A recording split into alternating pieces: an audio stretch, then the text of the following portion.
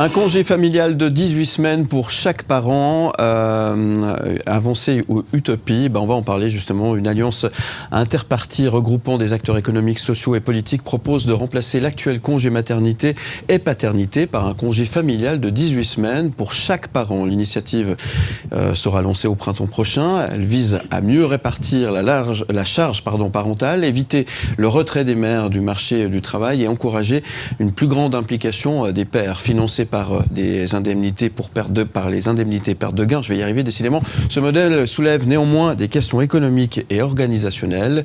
Bonne idée ou projet irréalisable? Eh bien, on en parle ce matin avec notre invitée Karine Carvalho, députée PS au Grand Conseil vaudois et chef du bureau d'égalité à l'Université de Lausanne. Bonjour. Bonjour. Et merci d'être avec nous ce matin.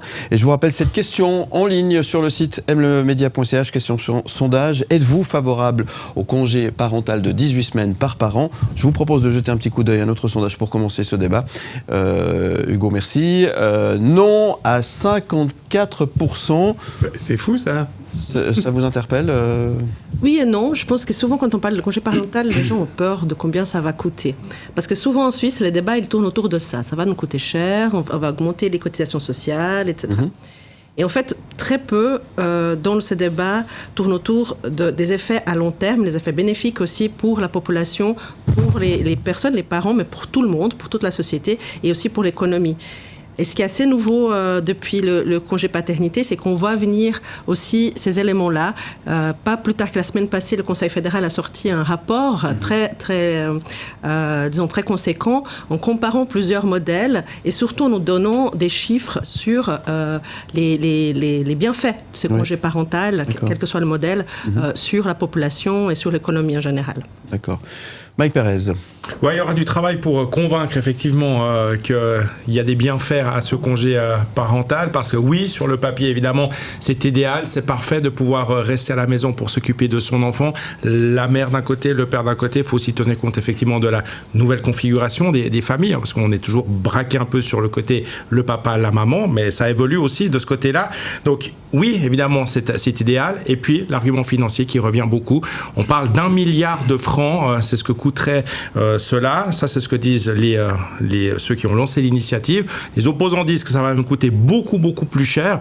Donc là, effectivement, il va falloir argumenter, il va falloir être convaincant pour expliquer qu'effectivement, ce milliard, voire plus, on le retrouve à terme. Bon, ce milliard, en fait, une partie est déjà, c'est ce que ça coûte déjà, environ 800 millions, c'est déjà le congé maternité-paternité actuel. La différence est d'environ 500 millions, disons.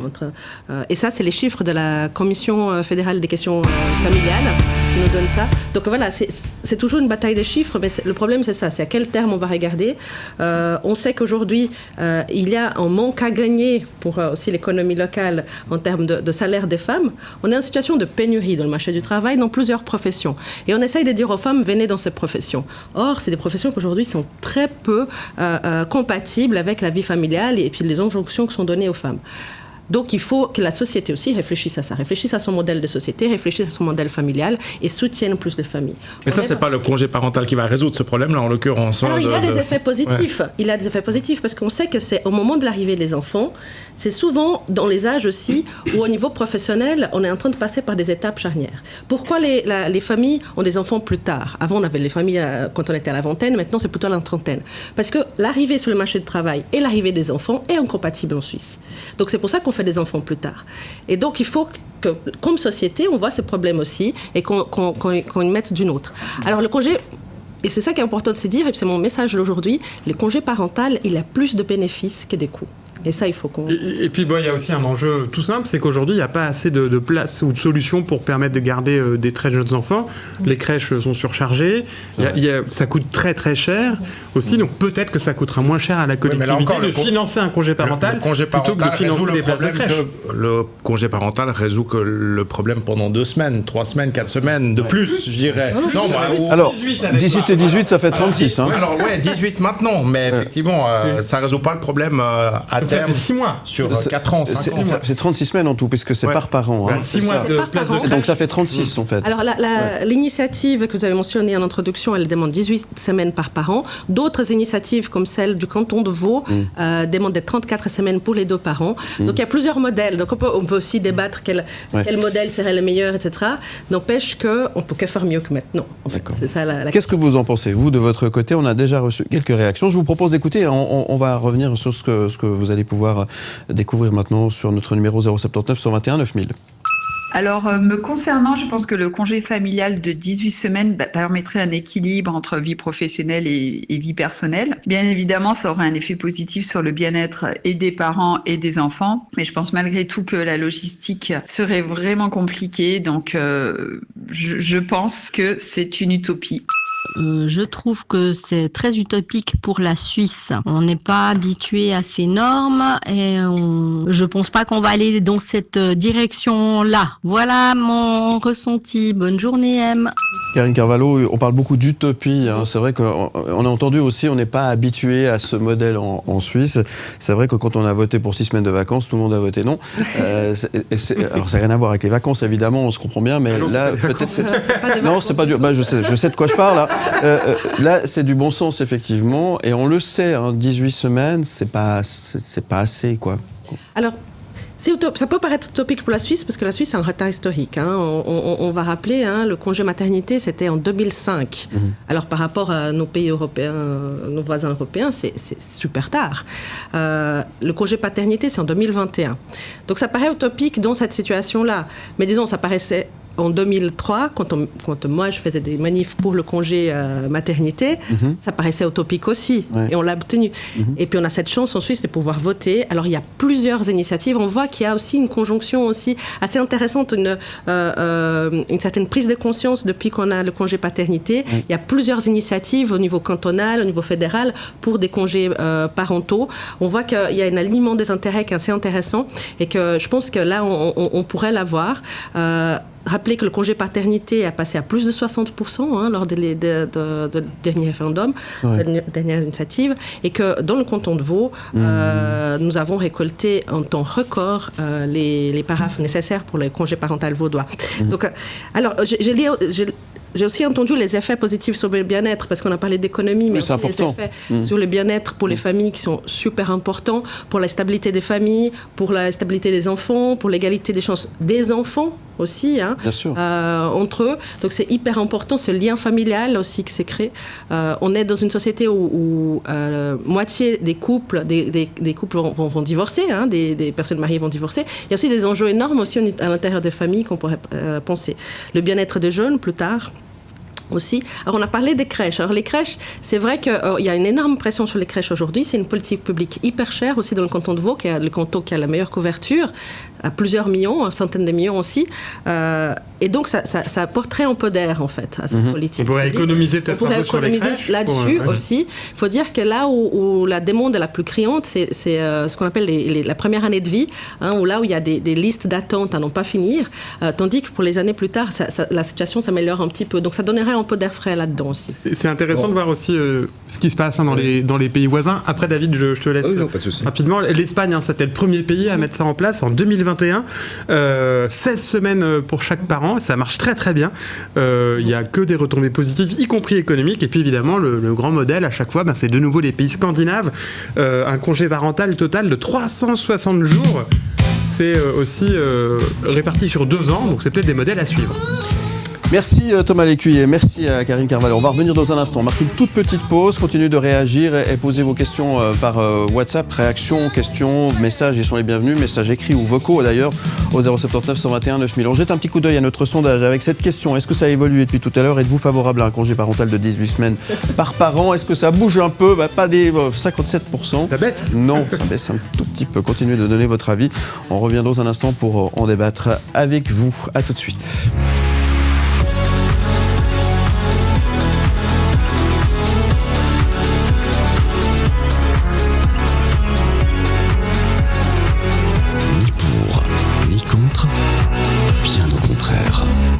Êtes-vous favorable à un congé parental de 18 semaines par parent ? Eh bien, on en parle ce matin avec toute l'équipe et avec notre invitée Karine Carvalho, députée PS au Grand Conseil vaudois et chef du bureau de l'égalité à l'Université de Lausanne. Merci d'être avec nous ce matin. Des réactions que nous avons reçues. Je vous propose de commencer par ça et puis on va reprendre le débat où nous en étions il y a quelques instants, 8h52.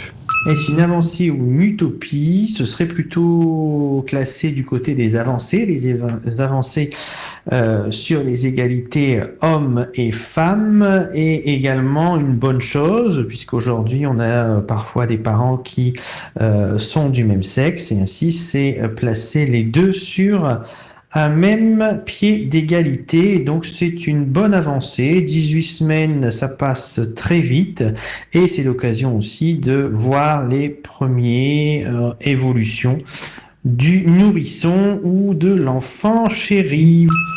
On parle de égalité. L'égalité, oui. ça c'est important. Alors, 18 et 18, ça fait 36, si mes calculs sont bons. Est-ce qu'on pourrait, dans ce cas présent, par exemple, dire, s'il y a quelqu'un qui travaille plus que l'autre, est-ce qu'on peut se les échanger, ces semaines ? Alors, la façon dont on crée ces modèles ont des impacts différents sur l'emploi des femmes et des hommes. C'est clair que si on a un modèle qui est paritaire, c'est-à-dire que le même nombre de semaines pour la mère et pour le père, ça a des impacts positifs sur l'emploi des femmes qui peuvent rester plus longtemps, qui vont... aujourd'hui, en Suisse, on a une perte de salaire pour les femmes dans l'année qui suit la naissance de 70% en moyenne. Donc c'est clair que si on équilibre mieux ces semaines de congé, on a un impact positif sur l'emploi des femmes. Dans les modèles où les parents peuvent se passer de semaines, où il y a un minimum pour chaque parent, puis après on décide, là on voit très largement, c'est les femmes qui prennent ces semaines-là. Et donc, les effets négatifs sur l'emploi des femmes se font quand même ressentir, même si c'est toujours mieux que la situation actuelle. Le fait de prendre les deux parents permet aussi de créer une relation entre le deuxième parent et l'enfant aussi privilégié. Donc, ça permet aussi au sein du couple d'avoir les mêmes compétences de prise en charge, de soins, d'échanger nos expériences de parents. Donc, ça permet aussi d'avoir un autre vécu de cette parentalité. Donc, c'est aussi important. On a parlé des parents du même sexe aussi.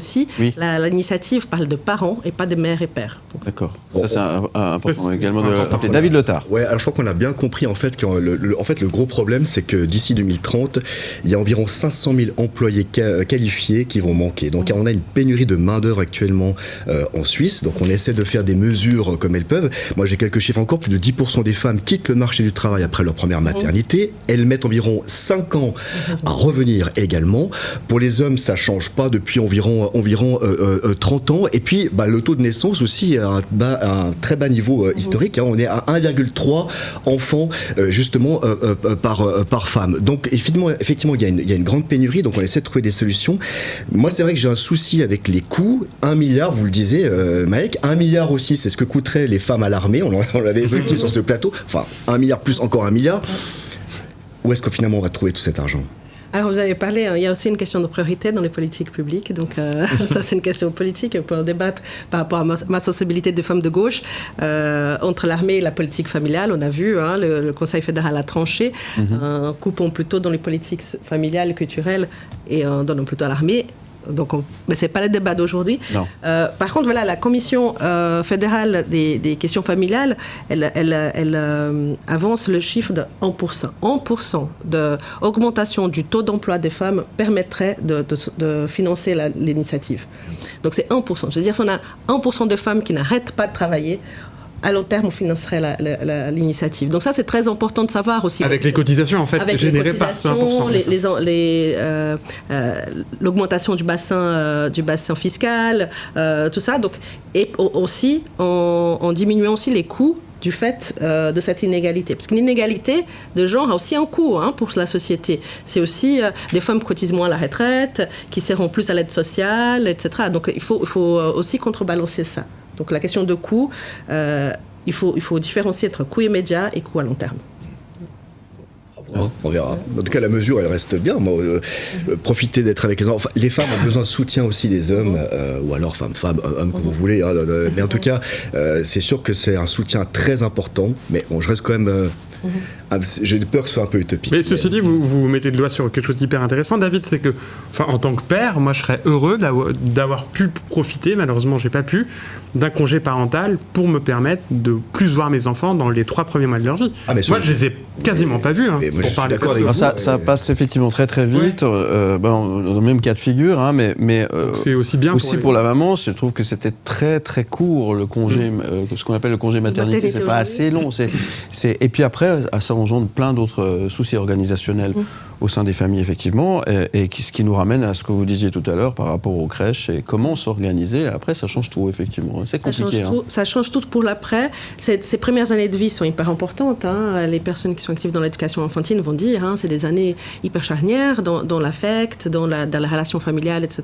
Donc ça me permettrait un meilleur équilibre à ces moments-là. Mais je voulais revenir sur un truc des chiffres, parce que des fois, c'est le nerf de la guerre, effectivement, et puis il faut convaincre aussi les personnes qui sont un peu réticentes. Aujourd'hui, on vit une inégalité très forte qui est un peu cachée en Suisse, c'est une inégalité face aux assurances sociales. Les allocations perte des gants sont plafonnées pour l'assurance maternité à 196 francs. Si on compare pour le militaire, c'est 249. Les femmes, quand elles partent en congé maternité, elles reçoivent 80% de leur salaire. Quand on part en congé militaire, c'est 100%. Donc il y a déjà à la toute base de comment la politique des assurances sociales est conçue, une vision différente de la valeur d'amener un enfant dans ce monde. Donc du coup, c'est remettre peut-être au niveau sociétal cette valeur de la reproduction, c'est une valeur pour toute la société. Surtout qu'en plus, on a besoin d'une politique nataliste en Suisse. Donc on a besoin il faut faire des enfants. Voilà. Au-delà de ça, est-ce que ça va encourager les gens à faire des enfants? Parce que ça nous ramène au problème de l'AVS. Si on ne fait pas d'enfants, qui s'équipera l'AVS? Oui, c'est que c'est un grand... Est-ce que vous pensez que ça va vraiment changer quelque chose? Je pense que le choix ou pas d'avoir d'enfants, c'est quelque chose qui est plus profond que le politique d'assurance sociale. C'est plus profond que ça. Donc c'est des choix individuels qui sont très forts et qui sont tout à fait légitimes. Par contre, le nombre d'enfants, oui, ça influence le nombre d'enfants que l'on fait, et puis le fait de retourner au pas de le marché du travail. Donc aujourd'hui, en Suisse, on a effectivement ces 2 problèmes. Un problème de natalité qui va nous venir, qui va avoir des enfants, qui a déjà un impact très fort sur nos retraites, mais aussi un problème de pénurie dans le marché du travail. Donc ces 2 problèmes-là, avec les congés parentaux, on peut aider à les résoudre. Êtes-vous favorable à un congé parental de 18 semaines par parent? C'était notre débat de ce matin. Merci à Karine Carvalho, députée PS au Grand Conseil vaudois et chef du bureau de l'égalité à l'Université de Lausanne, nous avoir aidé à débattre autour de cette question et de comprendre un peu mieux, effectivement, les enjeux de tout ceci. Le mot de la fin vous appartient, chère Carole. Le mot de la fin, c'est peut-être le temps de penser à l'avenir. On va vers des périodes dures, donc il faut que les gens soient plus solidaires entre eux. Et le congé parental passe par ça aussi. Ouais, solidarité, donc c'est un joli message, effectivement. En tout cas, merci beaucoup. David Letard, vous avez 30 secondes. À chaque fois, 30 secondes. Si ça passe les 18 semaines, mon rêve, ce serait de faire un 9-9. 9 au début et 9 quand ils ont 14-15 ans. Non, c'est vrai, parce qu'il y a des besoins aussi au niveau des ados, au niveau du père, au niveau de la mère. Petits enfants, petits proches. Et ils ont besoin aussi. Et là, mon rêve, ce serait de faire un 9 semaines quand ils ont cet âge-là.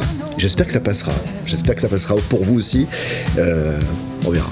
Oui, joli message aussi. 30 secondes pour Thomas Lécuyer. Je suis totalement pour cette initiative. Moi, je pense qu'il faut que les 2 parents prennent leur place complète et dans l'éducation des enfants et dans l'accompagnement dans ces jeunes années. C'est super ce que vous venez de dire, David, je suis aussi d'accord avec vous et je pense que la société entière doit réfléchir à mieux intégrer la parentalité dans le travail et dans la vie courante. Mike Perez. Moi, j'avais eu la chance de prendre congé pendant 1 mois à la naissance de ma première fille. Alors, autofinancé, c'était congé non payé en l'occurrence. Donc voilà, j'ai pris sur moi, mais c'est vrai que ça avait été une superbe expérience. Donc oui, bien sûr, et si on peut permettre aux parents, quels qu'ils soient, d'être proches de leur enfant au début, en tout cas au début de la vie de l'enfant, c'est génial. Il faudra juste effectivement être fort et convaincre les gens que c'est bénéfique pour la suite. Merci Mike Perez. Encore une fois, merci à vous Karine Carvalho. On vous retrouvera évidemment en podcast et en image sur le site mlemedia.ch.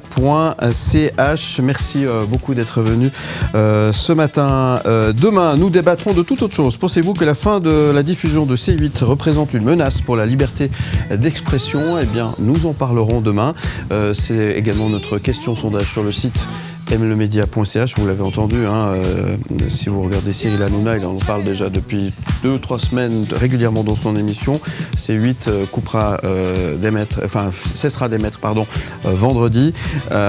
Est-ce une atteinte à la liberté d'expression? On en débattra demain sur ce plateau.